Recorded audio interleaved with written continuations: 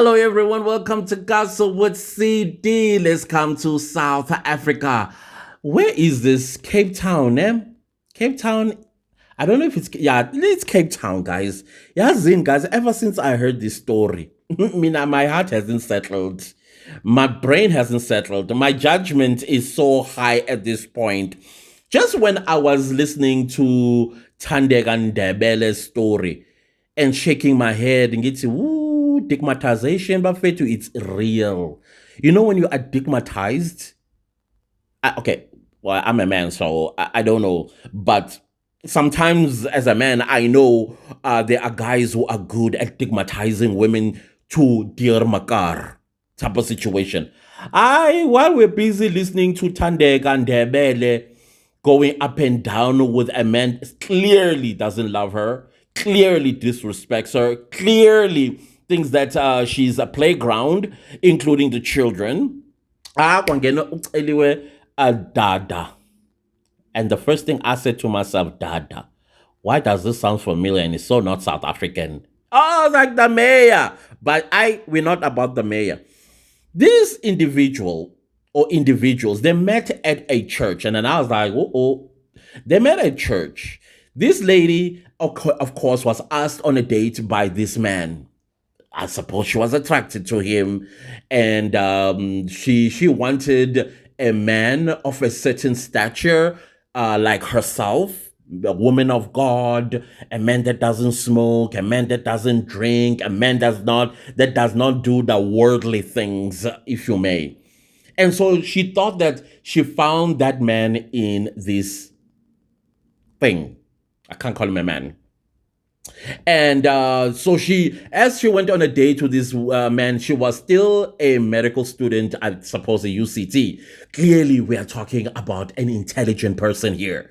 To study medicine, the points that you need to get in order for the medical school to accept you, they are pretty high. I remember at Wits, I think it was like 56 points to enter Wits medical school.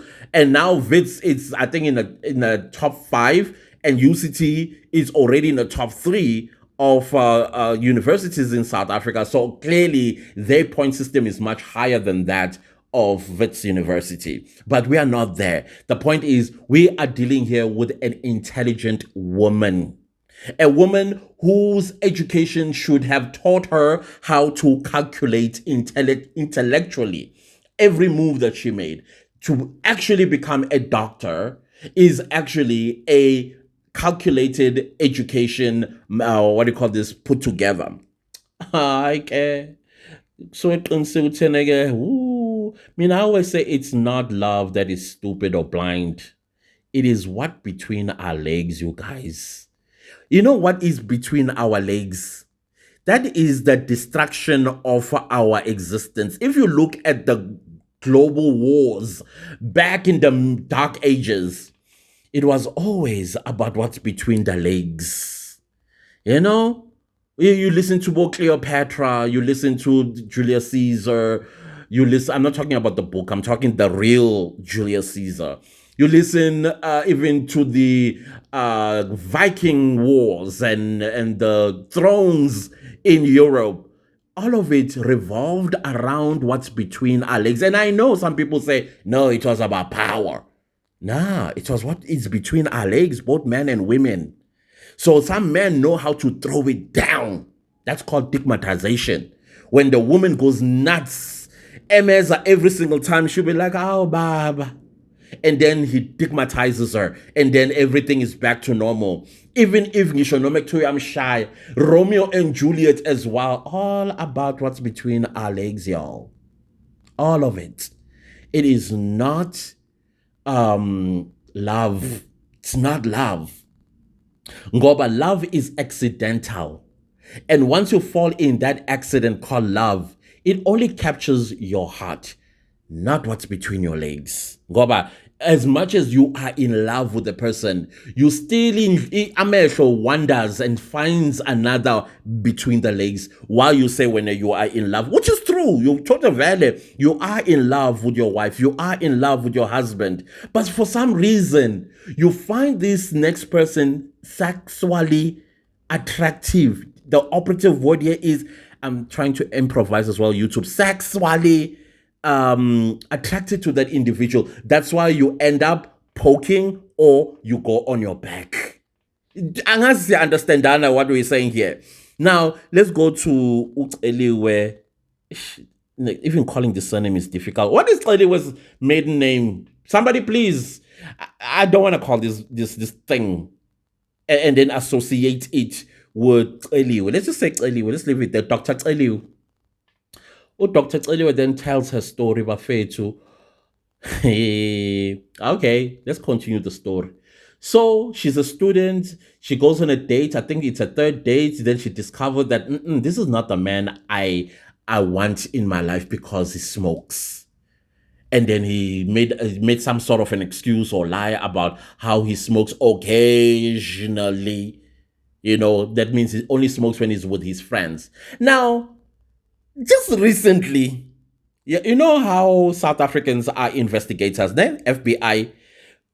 A woman can tell a story, but South Africans, they are already investigating Bafuna Izithombe, videos, you name it. Now we know Utenega, oh brothers, is Nigerian. Then I was like, bingo, dada. That's not South African. Right? He's Nigerian, allegedly. And there are videos of him. And I don't know. You know what? Until I am solidly sure that this is him, then I will, if I tell the story again, because I feel like there's a major part that is coming.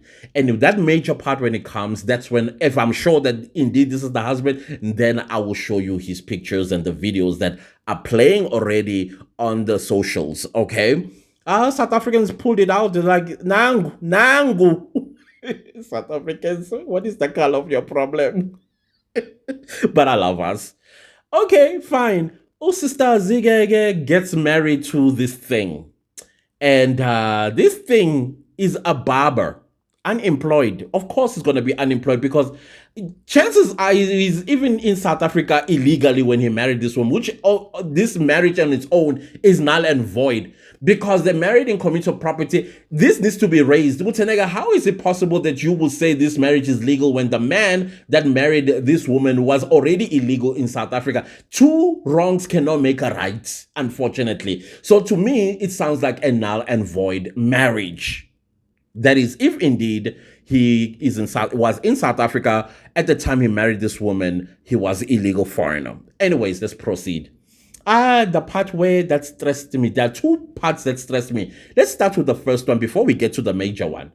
The fact that this thing throws his dirty hands at Dr. Celiwe. Hey, that part is the one that enrages me. I see, Lokogun, you throw your dirty hands on a woman. On a woman. Not just a woman. A doctor.